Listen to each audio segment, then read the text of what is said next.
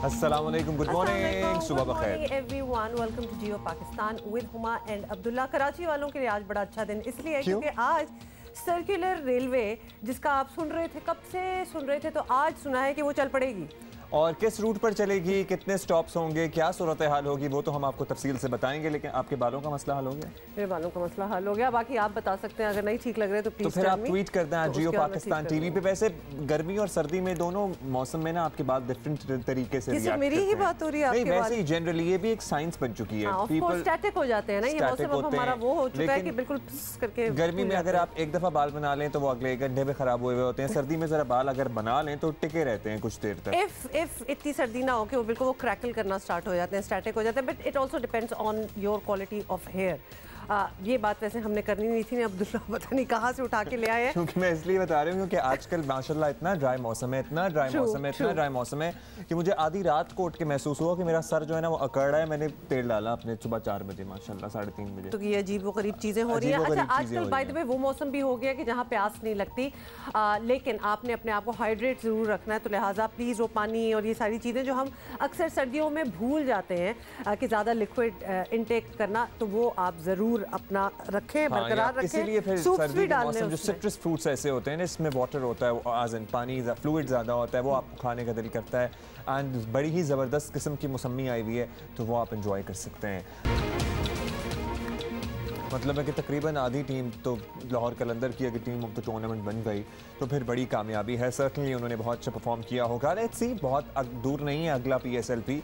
फरवरी में अगले PSL के मैचेस, फरवरी में। You know, I was feeling bad for the current champions क्योंकि उनका रेंज जो होगा वो कुछ महीनों का ही होगा। चले 3 महीने का तो होगा ना। हाँ, उसके बाद फरवरी में नए PSL के मैचेस शुरू हो जाएंगे और होपफुली हमारी दुआ ये है कि तमाम सूरत हाल थोड़ा सा नॉर्मलाइज हो जाए और कोरोना हमारे मुल्क में अब कंट्रोल में आ जाए। बाय द वे, दुनिया में आपको पता है ना, हम आए दिन आपसे रिसर्चर्स डिस्कस करते रहते हैं कि बड़े मुस्बत नताइज मिल रहे हैं। I was speaking to my sister, she lives in Doha, Qatar, और कतर में उन्होंने नेशनल लेवल पे अनाउंस कर दिया है कि 2020 में the vaccine would be available for the अवाम। 2020 तो ये है। 2020। सो शी वाज डिस्कसिंग कि 2020 में तो 1 महीना रह गया है। So by the end of December वो अपनी वैक्सीन जो है वो अवाम के लिए मैसर कर देंगे। और इस सिलसिले में उन्होंने बड़ी काविश की क्योंकि 2022 में फरवरी में फीफा वर्ल्ड कप होना है। हाँ, तो उन्होंने तो हंगामी बुनियादों पर अगला साल तमाम लोगों को वैक्सीनेट करना है। और ये वो फीफा वर्ल्ड कप है जिसकी तैयारियां ये पिछले 10 सालों से कर रहे हैं। जो स्टेडियम्स दोहा ने बना लिए इसी इवेंट के लिए। आपको पता है ना, हर मुल्क जो होता है, हर शहर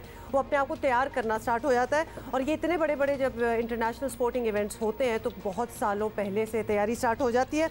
अच्छा जी, लेकिन हमारी चीज़ जो बहुत सालों से शुरू हुई है वो अब लगता है कि कुछ हो ही जाएगा। उसके हवाले से बड़े इंतज़ार के बाद कराची सर्कुलर रेलवे पूरी तरह नहीं सही लेकिन चल पड़ेगी डेफिनेटली। पब्लिक ट्रांसपोर्ट को तरसते शहर का चले कुछ तो भला होगा। We are definitely hoping. टूटी फूटी बसों, दिहाइयों पुराने रिक्शे और टैक्सियों में धक्के खाते शहरियों को कुछ रिलीफ तो मिलेगा। और ट्रेजेडी पता क्या है, अब पहले तो टैक्सियां होती थी, कुछ सहूलत होती थी, अब तो टैक्सी भी नहीं मिलती कराची में। बिल्कुल, if you are at an area जहां कोई स्टॉप वगैरह नहीं है तो फिर then you will not get it. ये भी आपको बता दें कि चंद दिन पहले अमरीकी अखबार की रिपोर्ट में कहा गया कराची उन शहरों में शामिल है जहां पब्लिक ट्रांसपोर्टेशन का बदतरीन निज़ाम है। ब्लूमबर्ग ने यहाँ तक लिखा कि मेगा सिटी सियासी तौर पर यतीम हो चुका है। वज़ीर रेलवे शेख रशीद का दावा है कराची सर्कुलर रेलवे के मुसाफिरों को ऑरेंज लाइन से बेहतर सहूलत देंगे। 8 माह में 8 मंथ्स में 43 किलोमीटर्स का ट्रैक जो है वो बहाल किया गया है। सुन लें उन्होंने क्या कहा। 1999 के बाद कल सुबह 11 बजे हम KCR पुराने ट्रैक पर अभी 42 किलोमीटर पिपरी से लेके सिटी स्टेशन तक चलाने जा रहे हैं। और मैं ये सारी कोचेज़ हमने रावलपिंडी कैरेज फैक्ट्री में बनाई हैं। और कौम ये जानकर खुशी होगी कि हमने इस 2.5 साल के दौर में कोई चीज़ इंपोर्ट नहीं की। हमने कई टेंडर लगाए लेकिन वो सिंगल टेंडर आए और हमने साबका हुकूमतों की तरह पेपरा रूल के तहत किसी सिंगल टेंडर को अप्रूव नहीं किया। इसलिए जो कुछ कर रहे हैं, बना रहे हैं, यहीं पे बना रहे हैं। अगला मरहला कराची सिटी से औरंगी तक है, ये 14 किलोमीटर है। और मरहला वार इंशाअल्लाह साल 1.5 साल में या मैक्सिमम 2 साल में एक तारीख़ी KCR कराची के लोगों को देंगे। रेलवे हुकाम ने इंतजामात मुकम्मल ना होने की वजह से कराची सर्कुलर का रेलवे का रूट तब्दील कर दिया। अब ये ट्रेन औरंगी टाउन नहीं जा सकेगी। ये ट्रेन पेपरी स्टेशन से सिटी स्टेशन तक चलाई जाएगी। इंतहाई कम रफ्तार होने की वजह से ये सफ़र 1.5 घंटे में तय होगा। किराया 50 रुपये रखा गया है। रेलवे हुकाम का कहना है कि सिटी स्टेशन से औरंगी स्टेशन तक 14 किलोमीटर ट्रैक मुकम्मल फ़ाल नहीं हो सका। यहाँ ट्रेन 35 किलोमीटर फी घंटा की रफ्तार से ज़्यादा नहीं चल सकती। सूबाई वज़ीर शैला रज़ा का कहना है कि पेपरी तक कैंट तक लोकल ट्रेन अरसे से चल रही है एक्चुअली, और लोकल ट्रेन को कराची सर्कुलर का नाम देना आवाम को बेवकूफ़ बनाने की कोशिश है। इस रूट पर सर्कुलर रेलवे के 90% स्टेशन हैं ही नहीं। क्या अदालत शेख रशीद से वजाहत तलब करेगी? ये अहम सवाल उठाया है। अच्छा, अब ये स्टेशंस, हम तो चंद एक स्टेशन ही जानते हैं एक्चुअली कराची में। ये लोकल स्टेशंस क्या नए बनाए गए हैं या पहले से मौजूद हैं? ये सारी क्या साइंस है? और शैला रज़ा साहब अगर ये कह रही हैं कि लोकल ट्रेन तो अरसे से चल रही है, इसको क्यों नाम बदल के सर्कुलर रेलवे कह रहे हैं? 1.5 घंटा मतलब कि इतनी स्लो चलेगी, फिर जब बैठ जाएं तो फिर To be honest, I'm not too thrilled about it, लेकिन सुलेमान सादत खान अगर हमारी कोई मिसकंसेप्शन है तो प्रॉब्ली उसे दूर कर सकें। सुलेमान, अब ये बताइएगा कि कितने स्टेशन आएंगे ये जो ट्रैक है जिस पे आज से ट्रेन फाल होने जा रही है? क्योंकि ज़ाहिर है जितने स्टेशन होंगे उतनी सहूलत होगी। क्या इन्होंने स्टेशन बनाए हैं? जो एग्जिस्टिंग स्टेशन हैं वो तो आई एम श्योर के नाकाफ़ी होंगे अगर 2-3 है बीच में रास्ते में तो। जी Abdullah, thank you very much. और इसमें कोई मिसकंसेप्शन नहीं है। कराची सर्कुलर रेलवे की जो बहाली है वो उजलत का फ़ैसला इस तरह से हम उसे कह सकते हैं कि अगर हम देखें तो वज़ीर मेंशन के बाद लियारी के बाद बल्दिया और फिर आगे साइड के बाद फिर औरंगी। अगर आप इन स्टेशंस का दौरा करें तो आपको कोई भूत बंगले का ये मंज़र पेश करेंगे। और हमने इस पर गुज़िश्ता चंद दिनों में मुख्तलिफ़ रिपोर्ट्स की हैं कि ना वहाँ पर रेलवे इंतज़ामिया के बैठने की कोई जगह है, ना मुसाफिरों के बैठने के लिए कोई जगह है, ना वहाँ से आप गुज़र सकते हैं। और रेलवे का जो स्टेशन का जो प्लेटफॉर्म है वो इतना अनइवन है कि ऐसे लगता है कि कोई ज़लज़ला आया हो और उसके बाद वहाँ पर कोई लौट कर नहीं गया। फिर अगर आप औरंगी स्टेशन की बात करते हैं तो वहाँ पर चारों अतराफ जो है वो कचरे के ढेर हैं। डिस्ट्रिक्ट म्यूनिसिपल कॉरपोरेशंस ने वहाँ पर कचरे के बड़े जो है वो कूड़ादान लगा दिए हैं। ये तो एक सूरत हाल। बात करें कितने स्टेशन से गुजरेगी तो इब्तिदाई तौर पर बताया गया है कि 13 स्टेशन हैं जहां से ये गुजरना है। 11 बोगियां हैं जो कि लाई गई हैं। 2 लोकोमोटिव्स हैं, यानी 2 इंजन्स हैं जो कि इनको चलाने के लिए यहाँ पर मौजूद होंगे। एक बोगी के अंदर 100 मुसाफिर हो सकेंगे। अगर 11 बोगियां हैं तो 1100 मुसाफिर। एक ट्रेन को चलाने के लिए 2 लोकोमोटिव्स लगाए जाएंगे, एक आगे एक पीछे, क्योंकि इसका एक ही ट्रैक जो है वो इस वक्त मोटरेबल है। फिर अगर हम बात करें कि इन ट्रैक्स की क्या सूरत हाल है तो खस्ता हाल ट्रैक्स हैं, जंग आलूद ट्रैक्स हैं। कहीं पर ट्रैक जो है वो बहुत ही खस्ता हाली का जो है वो शिकार है। सूरत हाल जो है वो जिस तरह से बताई जा रही है उसके बिल्कुल बरअक्स है। ज़मीनी हक़ाइक़ जो है वो बहुत मुख्तलिफ हैं। गो कि ये जो बोगियाँ सुलेमान, ये दावा शैला रज़ा साहिबा का कि ये लोकल ट्रेन थी, ये पहले से चल रही थी, इसका बस नाम चेंज करके बताया जा रहा है। How true is that? क्या यहाँ इस रूट पर लोकल रेलवे की ट्रेन चल रही थी पहले? जी देखें, यहाँ पर लोकल ट्रेन्स यकीनी तौर पर चलती हैं, लेकिन ये कहना गलत होगा कि लोकल ट्रेन का नाम तब्दील कर दिया गया है। ये मुकम्मल तौर पर नई ट्रेन्स जो है वो लाई गई हैं पिंडी से। जिस तरह से वफाकी वज़ीर ने बताया, ये नई बोगियाँ जो हैं वो लाई गई हैं। ये ट्रैक अब से नहीं, जब से पाकिस्तान बना है तब से ये ट्रैक्स ज़रूर मौजूद होते हैं। ट्रेन्स तब्दील ज़रूर हो जाती हैं। ये नई ट्रेन्स जो है वो लाई गई हैं। लेकिन ये जो कराची सर्कुलर रेलवे है ये 1999 में बंद हुई थी और ये 43.6 किलोमीटर से ज़ायद का ये ट्रैक था। लेकिन जो स्टेशंस की हालत है, ट्रैक्स की हालत है, या मुकम्मल तौर पर इसकी बहाली की जो बात है वो बहुत ही ज़्यादा मुश्किल मरहला यूँ है कि कहीं पर इंक्रोचमेंट है, कहीं पर ट्रैक ही गायब हो गया है, कहीं पर अगर जहाँ ट्रैक था वहाँ पर कुछ और कंस्ट्रक्ट हो गया है। तो ये बहुत ज़्यादा मुश्किल मरहला होगा। ये सारी बातें बता रहे हैं क्योंकि हमने ये भी पढ़ा है और पता चला है कि एक सर्टन स्पीड से ज़्यादा तेज़ भी नहीं जा सकते क्योंकि ट्रैक्स इस काबिल नहीं है कि उस स्पीड को ले सके। और गालिबन इसीलिए 35 किलोमीटर या 45 किलोमीटर पर आवर की बात हो रही है क्योंकि उससे ज़्यादा ये ट्रेनें चल भी नहीं सकेंगी। I am just wondering Suleman कि आप जो नोटिस कर रहे हैं, आपने जितना जायज़ा लिया, आपको लग रहा है कि ये सेफ़ है? क्योंकि अगर हम 1100 लोग रोज़ इधर से उधर लेके जा रहे हैं और ट्रैक्स इस काबिल हैं नहीं, बेशक आप ट्रेन ऊपर नई बोगी डाल दें, तो in your sense you think it looks safe for travel? जी Huma, if you would ask me that would I be able to travel, अगर मुझे कभी करना पड़े तो मैं यकीनी तौर पर कराची सर्कुलर रेलवे में सफ़र करने से जो है वो गुरेज करूँगा। उसकी वजह यह है कि जो औरंगी स्टेशन है उसके सामने के ही अगर हम ट्रैक देख लें, 2 रोज़ कबल जब हमने दौरा किया तो वो जंग आलू ट्रैक था। और ट्रैक जो है वो जिस तरह से नॉर्मल मोटरेबल जो ट्रैक्स हमने देखे हैं रेलवे के, वो बहुत शानदार होते हैं, उनकी मजबूती दिखाई देती है, लेकिन जंग आलू ट्रैक हैं, उस पर किस तरह से चलाएंगे इसका जवाब तो कराची सर्कुलर रेलवे या रेलवे हुकाम ही दे पाएंगे। लेकिन इतनी बड़ी अचीवमेंट है, 20 साल बाद ये सब कुछ होने जा रहा है। आप ये अंदाज़ा करें कि कराची के अंदर कोई जवाब देने के लिए तैयार नहीं है। जो डीएस रेलवे हैं वो गुज़िश्ता 1 हफ्ते से कम हमें तो जवाब देने के लिए तैयार नहीं है। मुतादिद बार टेलीफोन किए, मैसेजेस किए। अगर इतनी बड़ी अचीवमेंट है और दिस शोर कि ये बहुत बड़ी अचीवमेंट है तो मीडिया से आके बात की जाती, लेकिन मीडिया से दूर रहना। बहुत शुक्रिया सुलेमान सादत हमसे बात करने का। अब देखिए, कुछ चीज़ें विजुअली आपको देखने से भी नजर आ जाती हैं और it did not inspire much confidence in me at least। और फिर ये दावे कर देना कि ऑरेंज ट्रेन से बेहतर सहूलियात देंगे। अब ऐसे तो क्यों मुकाबले कर रहे हैं? मुकाबला होना ही नहीं चाहिए, लेकिन ये मजे का खेस बातें हैं। हाँ, अच्छा जी, अभी आगे बढ़ेंगे। सुबह अच्छा गुड ह्यूमर प्रोवाइड करती है ना। Are we talking to somebody else? नहीं, अभी हम आगे चलते हैं। अभी हम कोरोना की बात करेंगे और कोविड-19 की। अच्छा भाई, हमारे साथ नहीं जी, अब ये सारे सवाल जो आपने उठाए हैं ना, इस पे हम बात करते हैं। वज़ीर रेलवे शेख रशीद साहब हमारे साथ मौजूद हैं। शुक्रिया शेख साहब। शेख साहब, कराची सर्कुलर रेलवे कराची के शहरियों का मुतालबा तो कब से था, अब अपेरेंटली आप लोग ये ख्वाब पूरा करने जा रहे हैं। आदादो शुमार भी आई एम श्योर होंगे। क्या आपका एस्टिमेट है, ये सर्विस इस काबिल है कि यहाँ पे इतने लोग सफ़र कर सकें, और कितने लोगों का आपके पास अंदाज़ा है यहाँ से फ़ायदा उठा सकेंगे, और क्या इस पे खर्च आएगा? 25 साल के बाद तो शुरू होने जा रही है। 46 किलोमीटर पर 13 स्टॉप के साथ सुबह शुरू करेंगे। मैं इसका सारा क्रेडिट चीफ जस्टिस साहब को जाता है, जिन्होंने हमें भी मजबूर किया और सिंध गवर्नमेंट को भी। 14 किलोमीटर का एक ट्रैक नया तैयार किया है। जब ये सिंध गवर्नमेंट बाकी ब्रिजेस वगैरह सूरी जो अंडर ब्रिज और ओवर ब्रिज है 30 दिसंबर तक कर देंगे कुछ ना कुछ।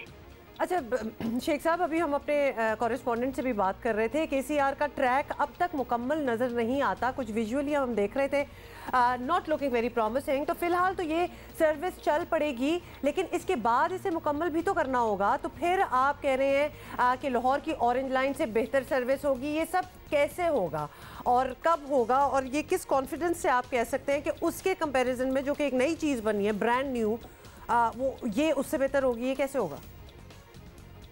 ये 1.5-2 साल में सारा ट्रैक बनेगा जी, एक दिन की बात नहीं है। ये बीओटी मॉडल पर पब्लिक प्राइवेट पार्टनरशिप के तहत एक जदीद अर्बन ट्रांसपोर्ट के तौर पर मुकम्मल करेंगे, और ये जदीद अर्बन ट्रांसपोर्ट होगी और इसमें सारी फैसिलिटी होगी। पूरी कोशिश होगी कि लोगों को सारी सहूलतें दें। अच्छा शेख साहब, कराची वो शहर है जिसने इस बार तहरीक इंसाफ पर बड़ा एतमाद किया और उनकी हुकूमत इन्हें कुछ डिलीवर ना कर पाई। वो 1100 अरब वाला वादा भी हमें याद है। अब तक पाकिस्तान रेलवे केसीआर का कुछ कर देगी, लेकिन कराची के लिए वफाकी हुकूमत को भी तो कुछ करना चाहिए। क्या काबीना के साथियों से इस पर बात नहीं करते कि कराची ने मैंडेट दिया है, कराची के आवाम को रिलीफ मिलना चाहिए? हमने तो जो कर सकते हैं वो कर रहे हैं। यहाँ पे जो कब्जा माफ किया वो तो सिंध गवर्नमेंट ने हटाना है और छुड़वाना है, उसमें हमारे बड़े मसाइल हैं, उसमें थोड़ा वक्त लगेगा। 14 किलोमीटर ट्रैक को बहाल कर दिया और बाकी जो टाइम लगेगा उस पर बता देंगे आप। अच्छा शेख साहब, यू विल एग्री कि हुकूमत की परफॉर्मेंस अगर नज़र आना शुरू हो जाए तो अपोजिशन की तहरीक में जान वैसे ही नहीं रहती, लेकिन ये तो आप भी मानेंगे कि इस वक्त अपोजिशन के तहरीक में जान है। तो क्या अब भी आप इस बात पर कायम है कि पीडीएम चंद हफ्तों में पारा हो जाएगी? क्या सोचा है आपने? देखें, कोई जान नहीं है। अभी गिलगित से 2 ताई अक्सरियत में गवर्नमेंट फॉर्म किया है। अगले साल आज़ाद कश्मीर में इलेक्शन होगा, सेनेट में होगा मार्च में। सो गवर्नमेंट खड़ी है और खड़ी रहेगी और 5 साल पूरे करेगी इंशाल्लाह। चलें, यू साउंड वेरी कॉन्फिडेंट। बहुत शुक्रिया आपका गवर्नमेंट को लेकर। तो होपफुली यही कॉन्फिडेंस रेलवे के मामलात में भी आपका नज़र तो आता है, लेकिन आवाम को भी नज़र आए। बहुत शुक्रिया आपका शेख साहब, हमारे साथ मौजूद थे। और हम आपको बताना ये चाहते हैं कि जंगल में आग जिस तरह फैलती है ना, उस तरह से दोबारा पाकिस्तान में कोरोना फैलना शुरू हो गया है। 24 घंटों में कोरोना वायरस से 18 अमवात रिकॉर्ड की गई हैं। मुल्क में 24 घंटों में 2547 कोरोना केसेस सामने आए हैं। हम कहाँ 200-250 पे रहते थे और कितने महीने रहते थे, और अब हज़ारों में बात चली गई है, और अब 2500 से भी फिगर ये क्रॉस कर गया है। और कोरोना टेस्ट मुस्बत आने की शरह ऑलमोस्ट 7% हो चुकी है। 18 नवंबर को 36,899 टेस्ट किए गए हैं और मरने वालों की मजमूई तादाद 7,000 से तजावुज़ कर गई है, 7,248 हो गई। और एक दफ़ा फिर आपको याद दिलाएं कि बीच में हमने आपको ये फिगर्स देना, ये सब कुछ छोड़ दिया था because things were looking better, और हमें लगता था कि हम बेहतरी की तरफ जा रहे हैं। लेकिन जैसे कि हमने रुझान पूरी दुनिया में ही देखा है, पाकिस्तान भी पूरी दुनिया की तरह हमारे केसेस भी बढ़ना स्टार्ट हो गए हैं। We have to be careful. हम इसको हैंडल कर सकते हैं अगर हम सोच लें कि हमने इसको हैंडल करना है। तो एक दफ़ा फिर कोरोना केसेस में तेज़ रफ्तारी से इजाफा हो रहा है, और हुकूमत किस तरह हैंडल करने का इरादा रखती है, किसी को कुछ इतनी क्लैरिटी नहीं है, किसी को समझ नहीं आ रहा। मुश्किल फ़ैसले हैं, लेकिन अगर कुछ करना है तो जल्द करना होगा। वज़ीर आज़म ने गुज़िश्ता रोज़ कोरोना के बायस मईशत को दरपेश चैलेंजेस का एक बार फिर तज़किरा किया। WHO ने, वर्ल्ड हेल्थ ऑर्गेनाइजेशन ने आज पाकिस्तान की मिसाल दी है कि वो चंद मुल्कों में से जिन्होंने सबसे बेहतरीन नेविगेट किया कोरोना के दिनों में। वैसे मैं ये ज़रूर कह दूं कि अभी एक सेकंड वेव आ रहा है, हम देख रहे हैं केसेस फिर से बढ़ रहे हैं, और इसलिए आज हमने ये बाहर छोटी फंक्शन की और 300 लोगों से ज़्यादा फंक्शन नहीं है। और मैं जिन्होंने नहीं मास्क पहने हुए, मैं सबको कहूँगा कि प्लीज़ ये मास्क पहने, क्योंकि ये अल्लाह ने एक दफ़ा हमें बचा लिया है। एहतियात करके हम कोई चांस ना लें कि हमारी अगर ये खुदा ना खास्ता तेज़ी से अगर ये फैल गई और हमारे हॉस्पिटल्स पे प्रेशर पड़ गया तो हमें प्रॉब्लम्स आएंगे फिर इकॉनमी के ऊपर और फिर गुर्बत के ऊपर। दूसरी जानिब वफाकी वज़ारत तालीम ने तजवीज़ दी है कि तालीमी इदारों को 24 नवंबर से 31 जनवरी तक बंद कर दिया जाए। 24 नवंबर से प्राइमरी और 2 दिसंबर से मिडिल स्कूल्स और 15 दिसंबर से हायर सेकेंडरी स्कूल्स बंद किए जाएँ। तालीमी सेशन को 31 मई तक बढ़ाने की तजावीज़ के तहत मैट्रिक इंटरमीडिएट इम्तहानात जून 2021 में लिए जाएंगे। मार्च में जो होते थे ना, वो नहीं होंगे। सिंध के वज़ीर तालीम सईद गनी ने हमारे ही शो में कहा था कि स्कूल बंद ना करना ज़िद नहीं है, सूरत हाल ख़राब हुई तो बंद कर सकते हैं। वफाकी वज़ारत तालीम का कहना है कि बैनुस्सूबाई वज़राए तालीम कॉन्फ्रेंस 23 नवंबर को होगी और इस इजलास में सूबे अपनी तजावीज़ पेश करेंगे। हम कह सकते हैं कि अब तक हुकूमती इक़दामात, सिफारिशात और ऐलानात तक ही हमें नज़र आ रहे हैं, क्योंकि कल जब हम एक्सपर्ट से बात कर रहे थे, आज भी हमारे साथ एक डॉक्टर साहिबा मौजूद होंगी, तो उन्होंने ये कहा था कि अभी तो बढ़ रहा है, इस मौके पे अगर कंट्रोल कर लेंगे तो शायद ये सूरत हाल बिगड़े नहीं। हम एक्सपर्ट ओपिनियन तो आप तक पहुँचाएंगे, लेकिन उससे पहले तहरीक इंसाफ हुकूमत की नुमाइंदगी के लिए हमारे साथ मौजूद है खैबर पख्तूनख्वा के वज़ीर बराए अफरादी क़ुव्वत शौकत यूसुफ़ज़ई साहब।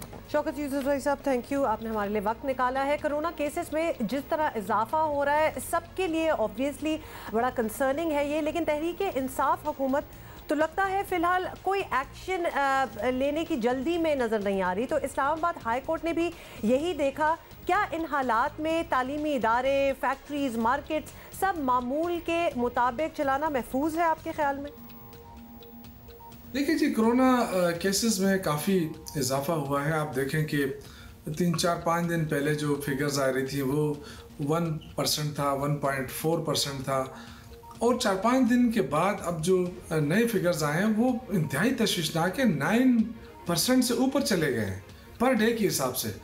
तो इस पर तशवीश है गवर्नमेंट को, और इसीलिए वज़ीर आला महमूद ख़ान ने वज़रा की कमेटी बनाई और अपोजिशन के जो लीडर्स हैं यहाँ पे उनसे रब्ता करने का कहा। बदकिस्मती से अपोजिशन ने पहले कहा कि जी हम बिल्कुल बातचीत करना चाहते हैं, फिर उसके बाद उन्होंने अचानक रात को कहा कि जी हम बातचीत के लिए नहीं आते। ये तकलीफ़देह बात है। ये मुल्क हम सब का है और हम नहीं चाहते कि हम अपोजिशन को रोकें किसी जलसे जुलूस से, क्योंकि इससे कोई फ़र्क नहीं पड़ता है। पहले भी बड़े जलसे जुलूस हैं, लेकिन ये जो स्पेसिफिक टाइम है ये बिल्कुल ठीक नहीं है। इसमें जो आपने कहा तालीमी इदारे हो गए, बिज़नेस हो गया, मार्केटें हो गई, ये सब महफूज नहीं हो रह सकती अगर खुदा न ख्वास्ता जलसे जुलूसों की शक्ल में कोरोना की जो वबा है अगर वो बहुत ज़्यादा बढ़ती है तो फिर मुश्किलात आएंगी। फिर ये ना कारोबार आप रख सकते हैं, ना फिर तालीमी इदारों को खुला रख सकते हैं। तो बहुत ज़्यादा नुकसान होगा। इसलिए हम चाहते हैं कि अपोजिशन और गवर्नमेंट ये दोनों एक चीज़ होती हैं, और जो लोग सियासत करते हैं उनको आवाम की फ़िक्र ज़रूर होनी चाहिए। आवाम की फ़िक्र यकीनन होनी चाहिए, और हुकूमत ने भी जल्द से किया, अपोजिशन ने भी किए, तो दोनों का बराबर का हिस्सा है। ऑल्दो अपोजिशन को अब ज़रूर सोचना चाहिए कि हुकूमत कह रही है ना बड़े इज्तिमात करें तो ना करें। अच्छा शौकत साहब, एक और बड़ा चैलेंज अब ये भी है कि हुकूमत के ऐलान के बावजूद अपोजिशन अपने जलसे ख़त्म करने पर आबादा नहीं है, जो कि समझ में नहीं आ रही बात बहुत से लोगों के। PDM के प्रोग्राम में पेशावर के बाद मुल्तान और लाहौर भी हैं। अगर PDM ने जलसे किए तो फिर क्या है, ताकत से रोकेंगे, रुकावटें खड़ी करेंगे, हुकूमती रिट नाफिज करने के लिए किस हद तक जाएंगे? देखिए, हुकूमत ने तो ऐलान कर दिया है कि जलसे जुलूस पे पाबंदी होगी। अब जाहिर है अपोजिशन उसकी वायलेशन कर रही है। हम पूरी कोशिश करेंगे, हम जमहूरी लोग हैं, सियासी लोग हैं, हम कोशिश कर रहे हैं कि हम उनको बता सकें कि कानून क्या चीज़ है। और ये जो इस वक्त ये जलसे जुलूसों का नहीं है, हमें पाकिस्तान का मफाद सबसे पहले देखना चाहिए। क्या हम आवाम को मुश्किल में डालें, पाकिस्तान को मुश्किल में डालें? ये हम सब की रिस्पॉन्सिबिलिटी की इस मुश्किल हालात को हम समझें। और इस वक्त जो ज़बरदस्ती रोकने का या उसका, हम फ़िलहाल हुकूमत पूरी तरह कोशिश करे कि अपोजिशन को कॉन्फिडेंस मिले, और जलसे जुलूस का कोई भी वक्त मुकर्रर हो सकता है। लेकिन कोरोना के बाद ये अगर क्राइटेरिया है कि बड़ा जलसा, तो मेरे ख्याल से ये चैलेंज तो हम हर वक्त कबूल करने के लिए तैयार हैं। कोरोना ख़त्म होने दें, 11 जमातें मिलकर जलसा करें, और हम वाहिद तारिक इंसाफ इमरान खान वाहिद अकेला पार्ट वो जलसा करे, उनसे बड़ा ना हो तो हम हुकूमत उनके हवाले कर दें। लेकिन ये तरीका नहीं है। आप एहतसाब से बचने के लिए, आप करप्शन से बचने के लिए आप आवाम को सड़कों पर लाना चाहते हैं, इसकी इजाज़त हम नहीं देंगे। हम आपको कानूनी तरीके से रोकने की कोशिश करेंगे। ताकत का इस्तेमाल कि मैं इसलिए बात नहीं करता हूँ कि हम जमहूरी लोग हैं, हम सियासी लोग हैं। शौकत यूसुफ साहब, बहुत बहुत शुक्रिया हमसे बात करने का। और हम वैसे तो हुकूमत को पहले भी थोड़ा सा ज़्यादा जोर का ट्राई करना चाहिए था। पहले भी एक दो जलसे उन्होंने भी किए, PDM ने, आप लोगों ने भी कर लिए। ना करते, मतलब सेट एन एग्जाम्पल देन। क्योंकि अब ये कहना कि जी ख़त्म होने दे कोरोना और हम इनसे ज़्यादा लोग इकट्ठे कर लेंगे, ये और इश्तियाल दिलाने वाली बात है। एग्जैक्टली, ये कोई इस तरह पावर शो दिखाने की इस वक्त टाइम नहीं है। इस टाइम तो अब सेंसिटिविटी का मुजाहरा करें, अल्फाज के चुनाव में भी और अपनी सोच में भी थोड़ा सा। अच्छा, अभी बहुत सारे सवालात हैं। कोरोना ऐसे वबा है, ऐसी बीमारी है जिसके क्वेश्चंस ऐसा लगता है ख़त्म ही नहीं होते। अब पिछले चंद दिनों में हम एक पोस्ट देख रहे थे, उसमें जी एक शख्स ने लगाया मतलब पाकिस्तान में कि वो री इन्फेक्ट हो गए। अब इससे एक और लोगों में डर पैदा हो गया कि भाई जो लोग हो गए थे इन्फेक्ट वो तो अपने आप को ज़रा थोड़ा सा रिलैक्स थे कि हम तो गुजर गए, लेकिन अब क्या री इन्फेक्शन के केसेस भी सामने आ रहे हैं, नहीं आ रहे हैं। फिर हेल्थ केयर वर्कर्स हमारे जो हैं वो बहुत ज़्यादा रिस्क पे रहते हैं। इसी पे बात करने के लिए हमारे साथ मौजूद हैं जिन्ना सिंध मेडिकल यूनिवर्सिटी में इंस्टीट्यूट ऑफ फैमिली हेल्थ की सरबराह हैं। बहुत शुक्रिया डॉक्टर साहब। सबसे पहले तो अभी आप भी बात सुन रही थी, पूरा साल हमने कोरोना में गुजार दिया। क्या अभी भी हमें ज़रूरत है लोगों को बताने के लिए कि जी कोरोना है इधर और फैल रहा है और आप एहतियात करें? आपके पास ज़्यादा लोग आ रहे हैं आजकल? बीच में देखें, जैसे जब शुरू हुई थी हमारी, ये साल शुरू हुआ था अप्रैल में, तो बहुत मरीज़ आ रहे थे, इतने आ रहे थे कि हमारा हेल्थ सिस्टम बिल्कुल जो है ना कोलैप्स हो गया था। फिर एक सुकून का टाइम आया है ना, जुलाई, अब अगस्त के एंड से सितंबर से फिर केसेस बढ़ने। अब हर दूसरा मरीज़ हमारे पास नज़ला खांसी के साथ आ रहा है, और उसमें से समझे 50% are those who actually are positive. ठीक है, तो केसेस तो बढ़ते जा रहे हैं। तो और अपने घर में नज़ला खांसी कर रहे हैं तो वो सबको इन्फेक्ट कर रहे हैं। कोशिश होती है कि सबके हों, बाज़ दफ़ा किट अवेलेबल नहीं होता, कुछ लोग अफोर्ड नहीं कर सकते, गवर्नमेंट में भेजते हैं तो उनको फिर वहीं पे टेस्ट होता है, उनका टाइम लगता है, लेकिन हो जाते हैं सबके टेस्ट। सरकारी सतह पे फॉर इंस्टेंस अगर जिन्ना अस्पताल की बात करें, रोज़ाना आप लोग टेस्ट करते हैं और उसकी क्या कीमत है एक आम आदमी के लिए? देखिए, गवर्नमेंट में तो it is free, so somebody who comes over there can get it tested without any paying anything. अच्छा, आप लोग सबसे ज़्यादा एट रिस्क होते हैं, बीट नर्सेज और हमारा दीगर स्टाफ और डॉक्टर्स, उनकी सहूलत के लिए जिस तरह शुरू में हमारे पास PPEs नहीं थी, हमारे पास मास्क वगैरह का मसला था, शील्ड्स नहीं थी, वो सारा सामान अब कोविड वार्ड्स में टेक केयर करने के लिए मौजूद है? अभी फ़िलहाल तो हमारे पास है, हमारे पास पर्सनल प्रोटेक्शन इक्विपमेंट मौजूद है, उसमें कमी नहीं आई है। लेकिन अगर केसेस बढ़ते जाएं जिस हिसाब से अभी बढ़ रही है और फिर हमारे हेल्थ सिस्टम पे वही बोझ आए जो पहले था, then we can get deficient again, तो फिर ये दोबारा हो सकता है। अच्छा डॉक्टर साहब, एक चीज़ जो बहुत लोगों को कंफ्यूज कर रही है वो री इन्फेक्शन की बड़ी बातें हो रही हैं। अब we know from this whole year, इतना तो सारों ने थोड़ा थोड़ा पढ़ लिया होगा कि एक दफ़ा जब हो गया आपको कोरोना, आपकी एंटीबॉडीज़ जो हैं डेवलप होगी, तो फिर I don't want to give it a figure, लेकिन एटलीस्ट 6-7 महीने के लिए maybe you are not at risk, आप जरा सेफ हो गए। अब हमें ऐसे केसेस सुनने में आ रहे हैं, इक्का दुक्का बट आ तो रहे हैं कि री इन्फेक्ट भी हो रहे हैं लोग। तो ये antibodies actually work for a certain period या फिर ये भी कंफर्म नहीं है कि री इन्फेक्ट हो रहे हैं लोग? हाँ, मतलब अगर आपको पहले भी हुआ हो। सो देखिए, री इन्फेक्शन इज़ अ रियलिटी, ठीक है, री इन्फेक्शन हो रही है। Antibodies to some extent protection देते हैं, 100% प्रोटेक्शन नहीं देते। तो समबडी हु हैज़ एंटीबॉडीज, उनमें भी दोबारा चांस है कि वो री इन्फेक्ट हो सकते हैं। और मैं पर्सनली लोगों को जानती हूँ, डॉक्टर्स, हमारे हेल्थ केयर वर्कर्स जो री इन्फेक्ट हुए हैं बेचारे। अच्छा, दैट्स अ न्यूज़, क्योंकि इससे पहले ये कॉन्सेप्ट था कि जनाब एक दफ़ा हो गया तो आप री इन्फेक्ट नहीं हो सकते। यू पर्सनली नो डॉक्टर्स जो री इन्फेक्ट हुए हैं। और जब री इन्फेक्ट होते हैं, बिकॉज ये भी लोगों के लिए एक नई सी चीज़ होगी, बिकॉज अब चूंकि एक एक केसेस आते हैं, उनकी इतनी डिटेल होती नहीं है। सो व्हेन यू आर री इन्फेक्टेड, अल्लाह ना करे, तो उसमें आपके सिम्टम्स वही होंगे जो पहली बार होंगे या ज़्यादा होंगे?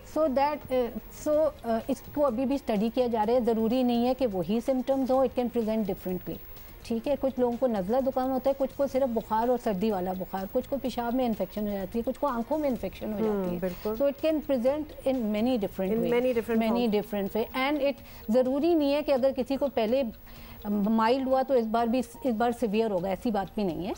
दोबारा इन्फेक्शन माइल्ड भी हो सकता है। डॉक्टर साहब, आप पब्लिक हेल्थ में डील करती हैं, आपके पास आम आदमी आता है पाकिस्तान का, अभी भी लोगों के जहन में एक कंसेप्शन है कि कोरोना शोरोना डॉक्टर साहब कुछ नहीं है। आप मुझे बताएं, ये परसेंटेज कुछ कम हुई है या अभी भी आधे मरीज जिनको आप मिलती हैं और कहती हैं कि भाई जरा कोरोना का टेस्ट करा लें, वो कहते हैं नहीं डॉक्टर साहब हमने नहीं कराना? बताएं जरा ये। देखिए, मेरे ख्याल से इसकी वजह सिर्फ ये नहीं है, एक तो डिस्ट्रस्ट तो है हेल्थ प्रोफेशन के साथ, जो हमारे यहाँ बहुत पुरानी लोग समझते हैं पैसा बना रहे हैं हम लोग, हालांकि इस तरह की कोई बात है नहीं।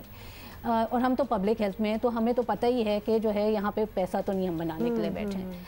हाँ, मरीज़ इसलिए भी डरते हैं कि उनको लगता है अगर कोरोना का टेस्ट करा लिया पॉजिटिव आया तो उनकी इम्प्लिकेशन मरीज़ के लिए क्या है, वो इस वजह से भी डरते हैं कराने से, ना ही पता चले। हाँ, तो बेहतर है कि सुकून से बैठे रहें। नज़ला जुकाम है डॉक्टर साहब, अभी पिछले दिनों मेरी एक पेशेंट आई थी कि 2 दिन पहले बुखार हुआ, एंड शी 65+, और अभी जो है कह रही मैं बिल्कुल ठीक हूँ। उनकी बेटी कंसर्न थी तो उसने कहा इनका कोरोना का टेस्ट करा ले, हल्की सी खांसी थी and that came out positive, ठीक है ना। अब 65+ में you have to be so careful, क्योंकि we don't know what is going to happen in the next 3-4 weeks. बिल्कुल। तो इस तरह का जो है ना, वही खौफ है कि नहीं क्या ज़रूरत है कराने, करा लिया तो फिर अब आगे क्या करना है, यू नो। और अच्छा, ये एक दफ़ा हम फिर दोबारा से याद दिलाएंगे, डॉक्टर साहिबा ने भी कह दिया प्लीज़ ना डरें, ये बड़ी ट्रीटेबल चीज़ है। ज़रूरी नहीं है कि हर किसी का केस, बल्कि कम चांसेस हैं कि केस आपका बिगड़ेगा अगर आप उसको फ़ौरन से ही ट्रीट करना स्टार्ट हो जाए। एंड ऑल्सो ये बीमारी के साथ responsibility goes hand in hand, आपको हो जाए तो औरों को भी हो सकता है, ना लगाएं, इसलिए ज़्यादा ज़रूरी है। हमने तफसील से बात की है। Thank you so much for coming here and talking to us. आपको ये है कि PSL का फाइनल तो लाहौर कलंदर नहीं जीत सका, लेकिन लाहौर कलंदर के 6 खिलाड़ी actually team of the tournament में शामिल हो गए हैं, which is a great achievement Indeed. Pakistan super league का ताज ना मिल सका, लेकिन साथ साथ दिल भी जीते हैं लाहौर कलंदर ने। लाहौर कलंदर्स लीग के 5वें साल एक मुख्तलिफ टीम बनकर सामने आई, मैनेजमेंट को क्रेडिट देना सर्टनली चाहिए। और PSL फाइनल का फाइनल कराची किंग्स और लाहौर कलंदर के दरमियान खेला गया। दोनों ही टीमें पहली बार एक्चुअली फाइनल पहुंची थी। लाहौर कलंदर नहीं अच्छा खेल सका, we have to admit that. और बाबर आजम थे दूसरी तरफ, उन्होंने शानदार बैटिंग का मुजाहिरा किया और कराची किंग्स ने लाहौर कलंदर को शिकस्त दे दी।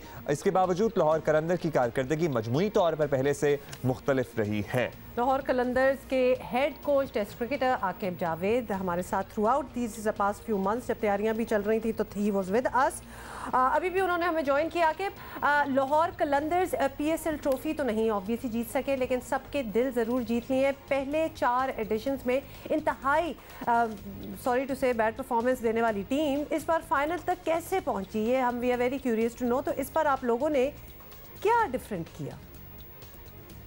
तो इसमें 2-3 इसकी रीज़न्स हैं। एक मैं समझता हूँ सबसे जो मेन रीज़न है वो कप्तान हमारा सुहेल अख्तर, उसको बनाने के ऊपर भी काफ़ी लोग सरप्राइज्ड हुए थे, बट उसमें मेरी एक बड़ी लॉजिकल एक थिंकिंग है, क्योंकि कप्तान वो होना चाहिए जो आपके पूरे स्क्वाड को अच्छी तरह समझता हो, जानता हो, क्योंकि हमारे जो 18 स्क्वाड है उसमें 9 से 10 प्लेयर्स ऐसे हैं जो प्लेयर डेवलपमेंट से आए हुए हैं, जो बहुत सारे लोग, बहुत सारे कैप्टन उनको कभी भी उस तरह से नहीं पहचान सकते थे कि उनमें कितना टैलेंट है, कहाँ पे यूटिलाइज हो सकते हैं।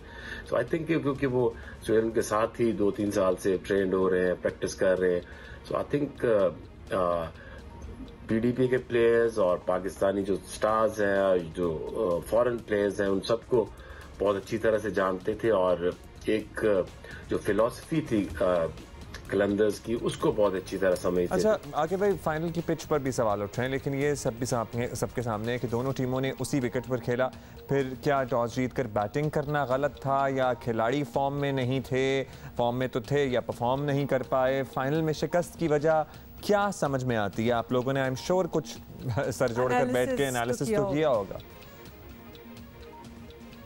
जैसे आपने पिच की बात की है, तो देखिए क्रिकेट के लिए और इतने बड़े फाइनल के लिए पिच इतनी अच्छी तो नहीं थी, बट जब आप पिच को सुबह देखते हैं और उसके ऊपर आप देखते हैं कि आपकी कौन सी स्ट्रेंथ है जो आपको ये मैच जिता सकती है, तो आई थिंक जो जब हमने बैटिंग शुरू की तो तब इतना आइडिया नहीं हो रहा था, क्योंकि चूंकि जितने भी मैचेस अभी तक कराची में हुए हैं इस PSL में, ज्यादा लंबे रन्स नहीं बने, और T20 की ये खूबसूरती होती है कि बैटिंग ट्रैक हो, जरा एक्साइटमेंट बढ़ जाती है, बट शुरू में समझ बैट्समैनों को ये नहीं ज्यादा आई कि इसके ऊपर किस टाइप की, किस ब्रांड की क्रिकेट खेलनी चाहिए। फखर और तमीम ने कोशिश की बहुत मारने की, बिग हिट्स लगाने की, बट उस तरह से हिट लग नहीं रही थी। बट आई थिंक जब बाहर जो प्लेयर्स बैठे हुए थे, जब वो डिस्कशन हो रही थी कि इसके ऊपर हमें अब सेट करना पड़ेगा अपना टारगेट जो है, तो फिर भी जब आप 9 ओवर या 8 ओवर रह जाते हैं, तो फिर आप कोशिश करते हैं कि आप हिट आउट करें, बट जब बाबर ने बाद में बैटिंग की तो उसने ये साबित किया कि ये एक प्रॉपर टेक्निक के साथ आप इसके ऊपर रन्स कर सकते हैं, बिग हिट्स। उन्होंने भी मारने की कोशिश की, उनके भी देखे 5-6 प्लेयर्स इस तरह आउट हो गए। बहुत शुक्रिया। चलो आई होप दिस एनालिसिस और this experience will help you in the next season. बहुत शुक्रिया आकिब भाई, आपने वक्त दिया, और next season is not that far away. Hopefully एक मजबूत तरीन टीम बनकर सामने आएगी। Looks like it, I think they are there now staying with us. अच्छा, एक बात जो हम पहले कर रहे थे, जल्दी से करके निकल जाएं, हम री इन्फेक्शंस की बात कर रहे थे, तो there are some recent studies जिनमें एक्चुअली बिल्कुल उसके बरक्स ये भी बताया गया है कि एंटीबॉडीज समटाइम्स, मोस्टली एक्चुअली इतनी ज्यादा वर्क करती हैं कि फॉर महीनों नहीं, decades for years as well, जिसमें मैं पढ़ रही थी, तो इतनी स्ट्रॉन्ग आपकी एंटीबॉडीज हो जाती हैं कि आपको वो चांस नहीं होता कि आप री इन्फेक्ट कर सकें। जैसे कि बाज रिसर्चर्स में एक शख्स जिसको 18 महीने पहले कोरोना हुआ था, उसको दोबारा टेस्ट किया गया तो उसमें एंटीबॉडीज की मिकदार मामूली सी कम हुई थी, लेकिन वो इतनी ज़रूर मौजूद थी कि वो दोबारा री इन्फेक्ट नहीं हो सकता था। So the world is still trying to study about it, लेकिन बस आपने एहतियात करनी है। चाहे आपको कोरोना हो गया है, नहीं हो गया है, आपने एहतियात करनी है। आपको ये भी याद होगा, इतनी देर नहीं गुजरी कि इस साल के शुरू में कितनी चीज़ें ऑलरेडी आ गई थी कि जी अगर आपको कोरोना हो गया है, पेन किलर्स भी अगर आपने लेने हैं तो ये वाली ले, ब्रूफन टाइप, मतलब ये ना ले, वो ना ले, नाम लिए जा रहे थे, और उसके बाद कुछ महीनों बाद वो निगेट हो गई, सारी स्टडीज़ दोबारा आ गई कि इन चीज़ों से कोई मसला नहीं है, आप ले लें। तो लिहाजा ये वो बीमारी है जिसके बारे में अभी भी ज़्यादा जानकारी जो है उसकी ज़रूरत है, ज़्यादा रिसर्च हो रही है, और दोनों साइडों की रिसर्च है, री इन्फेक्शन भी है, और फिर कहना कि एंटीबॉडीज़ की वजह से री इन्फेक्ट आप नहीं होते। आपने एहतियात करना, एहतियात करनी है। आपको पता है, एहतियात से याद आया, टर्की माशाल्लाह जो ऑलमोस्ट लाहौर का ऑलरेडी बना हुआ था, उनकी इस्तिकलाल स्ट्रीट, वोट बेसन कराची का, या फिर इस्लामाबाद का जिना सुपर, कुछ भी आप कह लें उसे, तो वहाँ पे वीकेंड पे कर्फ्यू लगा दिया गया है शाम के औकात में, क्योंकि वहाँ पे भी कोरोना केसेस बहुत बढ़ गए हैं। अम्मी को मैंने बताया, कहती हैं तो खोला क्यों हुआ था, पूरी दुनिया को पहुंचाया क्यों हुआ था, ठीक है, और बड़ी खुशी होती थी कि एक जगह तो है जो खुली हुई, लेकिन यू नो वो भी जरा कंट्रोल में रखना चाहिए था उन्हें। और at the same time time UAE से खबर आई है कि अब दुबई भी लोग जा रहे थे ना, कुछ जाना शुरू हो गए थे अपने काम और दीगर सिलसिलों में, वहाँ भी अब नहीं जा सकेंगे क्योंकि UAE ने अब वीज़ा सस्पेंड कर दिए हैं, पर्टिकुलरली टूरिस्ट वीज़ा जो होता है वो इस वक्त नहीं दे रहे, but if you have an अकामा, यू हैव रेजिडेंस वगैरह, वो ऑब्वियसली ट्रैवल कर सकते हैं, लेकिन टूरिस्ट वीज़ा अब वो इशू नहीं, जिनके वीज़ा हो गए वो कैंसिल नहीं होंगे, लेकिन अभी मजीद जो टूरिस्ट वीज़ा, जो विजिट वीज़ा लग रहे थे वो अब नहीं लग सकेंगे। एक तवील फहरिस्त है उन ममालिक की जहाँ से ये बंद किए गए और पाकिस्तान में क्योंकि कोरोना वायरस बहुत ज़्यादा बढ़ गया है अब इसलिए पाकिस्तान से भी बंद, ये हमने कहा जल्दी से आपको क्लैरिटी दे दें। और राइट देयर यू गो, तो म्यूज़िकल तड़का जिसको हम कहते हैं तो वो भी लगने वाला है और आज तो लाइव हमारे सामने। बट उससे पहले कुछ और बातें भी करनी है, खास तौर पे पहली टॉप स्टोरी जो आपने PDM के फैसले के बारे में की है ना कि कोरोना, मुझे हैरानी थी कल मैं टीवी पे मुख्तलिफ अपोजिशन के रहनुमाओं के बयानात भी सुन रहा था कि जी हमने इतना बजट रख दिया है मास्क के लिए। कैसे कोई जी शऊर इंसान अक्ल का इस्तेमाल करते हुए ये एक्सपेक्ट कर सकता है कि हजारों का मजमा जहाँ पे होगा वहाँ पे मास्क लगाने से कोई कोरोना रुक जाएगा या लोग एहतियात करेंगे? टू से कि एनीबॉडी बी इट ऑपोजिशन और हुकूमती कोई भी, ये एक सोच की अक्कासी है। मतलब ये कह देना कि जी हमने दे दी हैं तो अब 800, 8 लाख, 8,000 जितने भी लोग आ जाएं क्योंकि हमने तो मास्क दे दिए, you are still giving them room together. वो एक दूसरे को हाथ लगा रहे हैं, एक दूसरे के सांस ले रहे हैं, मतलब this is too close proximity कि जिससे आपको लगता है कि एक मास्क भी आपको बचाएगा। उस जगह ही क्यों भेजना जहाँ लाइकलीहुड है कि कोविड हो सकता है? तो ये अजीब सी बात है ना कि ये आपको माइंडसेट फिर लोगों का पता चलता है। आपको पता है कि कितने अरसे तक मसाजिद में पाबंदी लगी रही है इज्तिमात पे, और आप हरमैन की सूरत हाल देखें, वहाँ पे कितने महीनों बाद फिर सूरत हाल नॉर्मलाइज करने की कोशिश की गई है। तो ये तो फिर सियासी जलसे जुलूस हैं, रुक जाएं। रीजंस हैं भाई, ये सेल्फिश रीजंस। अच्छा, हुकूमत लाख पाबंदियां लगाए, मुल्तान, पेशावर, लाहौर के जलसे जरूर होंगे ये कह दिया। PDM ने वाज़ेह ऐलान कर दिया हालात यही रहे तो सियासी मामला टकराव की तरफ जा सकते हैं। गुज़श्ता दिनों वज़ीर आज़म ने ऐलान किया था कि कोरोना वायरस के फैलाव के सबब हुकूमत ने तमाम जलसे मनसूख कर दिए। उन्होंने अपोजिशन से भी जलसे ना करने की अपील की। NCOC ने कल रात बाकायदा पाबंदी का ऐलान कर दिया और इस्लामाबाद हाई कोर्ट ने इन फैसलों पर अमल दरामद का हुक्मनामा भी जारी कर दिया। लेकिन अपोजिशन का मौक़िफ़ है कि जलसे जारी रखेंगे, हुकूमत को कोरोना के पीछे नहीं छुपने देंगे। जरा सुने एग्जैक्टली क्या कहा। कोरोना की आड़ में जो जलसों पर पाबंदी लगाने की बात हो रही है, हम हुकूमत के फैसलों को मुस्तरद करते हैं और PDM के जलसे शेड्यूल के मुताबिक इंशाअल्लाह होकर रहेंगे। मेरे साथ एक वादा करो कि 22 तारीख को पेशावर के जलसे में मुलाकात करोगे मुझसे, और अगर इस हुकूमत को आखिरी धक्का लगाने के लिए आपकी बहन और बेटी को इस्लामाबाद जाना पड़ा तो मुस्लिम लीग नून और पाकिस्तान का झंडा उठा के निकलोगे अपनी बहन के साथ। वफाकी वज़ीर इत्तलात एक चीज़ मैंने एक ऑब्जर्वेशन आई एम सॉरी मैंने करनी थी कि जस्ट सेइंग अभी गिलगित बल्तिस्तान के ये हुए हैं इलेक्शंस हुए हैं और बड़ा स्प्लिट किस्म का उसका वर्डिक्ट आया है। इतने लोग जो जलसों में पहुंचते हैं ये वोट क्यों नहीं करने जाते फिर? मतलब आपने देखा है कि कितना स्प्लिट, किसी को उस तरह सीटें नहीं मिली जितने आपको लोग नजर आते हैं इंसानों के जलसों में। अजीब सी बात लगती है। अभी ज़रा क्विकली हम ये भी बताएंगे कि वफाकी वज़ीर इत्तलात शबली फराज ने एक बार फिर अपोजिशन पर इस हवाले से कड़ी तनकीद की है। क्विकली सुने उन्होंने क्या कहा। कम से कम जो आम लोग हैं, जो गरीब लोग हैं, जो कि जलसे में शरीक होते हैं उनकी, और फिर वो मुख्तलिफ इलाकों से आते हैं और फिर वापस अपने इलाकों में जाते हैं। तो देखिए जी, हमारा मज़हब तो एक ऐसा मज़हब है जिसने कि जो बात भी की है और हमारे प्यारे नबी सल्लल्लाहु अलैहि वसल्लम ने जो किया है, तो हम ये हमारे लिए मशलेरा है। और ख़ास तौर पे जो मजहबी रहनुमा हैं उनका तो काम है कि इस पे अमल करवाएं, बजाय इसके कि वो उसकी मुखालिफत में चलें। और आपको ये भी बताएं कि गुज़िश्ता रोज़ इस्लामाबाद हाई कोर्ट में मार्कीज़ में तकरीबात पर पाबंदी के खिलाफ केस पर समाअत के दौरान चीफ जस्टिस ने रिमार्क्स दिए कि अमवात कोरोना वायरस से नहीं, हमारी जिम्मेदारी ना निभाने से हुई। गिलगित बल्तिस्तान में जो हुआ वो इम्तियाजी सलूक है। जस्टिस अतर मिनेला ने कहा है कि गरीब आवाम को कोरोना वायरस में बाहर जलसों में निकाला गया। इसी पे बात करते हैं। रहनुमा पाकिस्तान मुस्लिम लीग नून तलाल चौधरी हमारे साथ मौजूद हैं। तलाल साहब, कोरोना वायरस की दूसरी लहर के पेश नज़र हुकूमत ने अपने जलसे बंद कर दिए। अपोजिशन के लिए भी ज़ाहिर है यही पाबंदी होगी, लेकिन PDM लीडरान मुसलसल कह रहे हैं कि जलसे तो होंगे। आप सर आवाम का ख्याल करें, अपने कारकुना का ख्याल करें। इस वक्त जिम्मेदारी निभाएंगे तो लोग और इज्जत देंगे, लोग और समझेंगे आपकी बात को। बिस्मिल्लाहिर्रहमानिर्रहीम। देखिए, इमरान खान हर चीज को अपनी हुकूमत और कुर्सी बचाने के लिए इस्तेमाल करते हैं। बिल्कुल कोरोना है, मगर पीडीएम ने और पाकिस्तान मुस्लिम लीग नून ने ये फैसला किया है कि कोरोना से बड़ी बीमारी जो तब्दीली के नाम पर 2018 में आई है, हम उससे लड़ेंगे। क्योंकि ये बीमारी अगर मजीद पाकिस्तान में रही तो कोरोना से तो शायद लोग बच जाएं, लोग भूख से मर जाएंगे। वो बीमारी जिससे ना पाकिस्तान का कश्मीर बचा, ना गरीब की रोटी बची, और अगर वो बीमारी और कुछ अरसा चली तो शायद कोरोना लोग भूल जाएं। सो कोरोना की एहतियात अपनी जगह वो हम करेंगे, मगर हम हमारे जो जलसे हैं, जो जुलूस हैं, वो शेड्यूल के मुताबिक चलेंगे और इमरान खान को कोरोना के पीछे नहीं छुपने देंगे। आई विश तलाल चौधरी साहब कि आपने कोई अपनी जो इतनी वसूख से आपने बात की है तो रिसर्च भी बताते हैं कि कौन भूख से मरेगा और कौन कोरोना से मरेगा। मतलब ये कुछ एक्सक्यूजेस लग रहे हैं, रीजंस नहीं लग रहे। बट एनीवे, वज़ीर आज़म ने बताया कि सियासी जलसों की वजह से कोरोना ज़्यादा फैला, इसीलिए इज्तिमात पर पाबंदी लगा रहे हैं।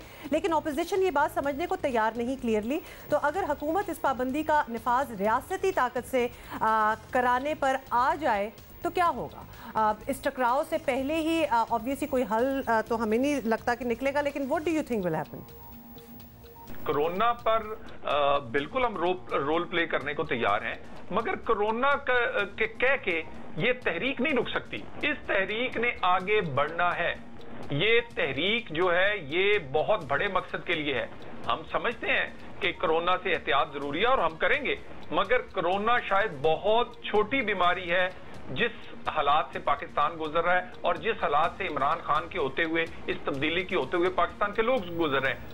तलाल साहब, कोरोना एक तरफ रख दें, तब भी एक सियासी पहलू भी तो है। मरियम नवाज़ खूब जलसे करें, लेकिन जब वो कहती हैं कि एस्टैब्लिशमेंट्स में बात हो सकती है तो फिर इस अवामी तहरीक की मंतक समझ में नहीं आती है। अगर बात करनी है तो फिर बात कर लें पहले बैठ के, तो या फिर उस बातचीत के लिए प्रेशर बिल्डअप करना चाहते हैं। पीडीएम के पास जलसों के ज़रिए हुकूमत को गिराने का क्या प्रोग्राम है? वैसे आपको लगता है कि जलसे जुलूसों के ज़रिए हुकूमत गिर पाएगी या कभी गिरी है? पहले ऐसा नहीं हुआ है। देखिए, बिल्कुल जलसों की वजह से और अवामी प्रेशर से हुकूमतें दुनिया में गिरती रही हैं। पाकिस्तान में एक आखिरी मिसाल जो है वो अदलिया की बहाली है। मियां नवाज शरीफ जब लाहौर से निकले थे, गुजरांवाला पहुंचे थे, तो अदलिया बहाल कर दी गई थी।